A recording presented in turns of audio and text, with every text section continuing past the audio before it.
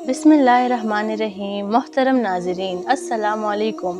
दुरूद शरीफ अल्लाह ताला की वो अजीम नेमत है जो उसने अपने महबूब नबी हज़रत मोहम्मद मुस्तफ़ा सल्लल्लाहु अलैहि वसल्लम के ज़ात अक़दस के साथ मोहब्बत और अक़ीदत के इज़हार के लिए उम्मत को अता फ़रमाई। दुरूद शरीफ पढ़ना ना सिर्फ़ इबादत है बल्कि ये एक ऐसा अमल है जिससे इंसान के दिल में मोहब्बत रसूल और अल्लाह ताला की कुर्बत बढ़ती है।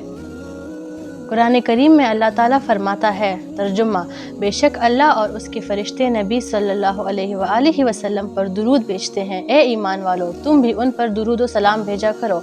इस आयत से मालूम होता है कि दुरूद शरीफ पढ़ना महज एक नेकी नहीं है बल्कि अल्लाह का हुक्म है और वो खुद भी अपने हबीब पर दुरूद भेजता है।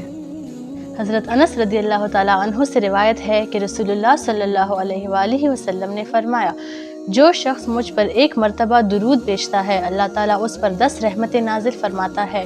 दुरूद शरीफ की फ़जीलतें बेशुमार हैं। दुरूद शरीफ पढ़ने से अल्लाह ताला बंदे पर अपनी ख़ास रहमत नाजिल फरमाता है और उसकी दुआएं कबूल होती हैं। हज़रत अली रज़ियल्लाहु ताला अन्हु फरमाते हैं कि दुरूद शरीफ गुनाहों को मिटा देता है और दर्जात बुलंद करता है। जो शख्स कसरत से दुरूद पढ़ता है उसे क़यामत के दिन नबी करीम सल्लल्लाहु अलैहि वसल्लम की शिफात नसीब होगी। दुरूद शरीफ दिल को नूर और सुकून अता करता है और ईमान को ताज़गी बख्शता है।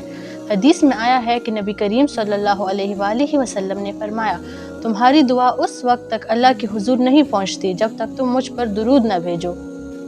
अगर हम रोज़ाना कुछ वक्त निकाल कर दुरूद शरीफ पढ़ें, जैसे कि सल्लल्लाहु अलैहि वसल्लम या अल्लाहुम्मा सल्लि अला मुहम्मदिन व अला आलि मुहम्मद, तो ये मामूल हमारी ज़िंदगी में खुशियाँ, बरकतें और आखिरत की कामयाबी ले आएगा।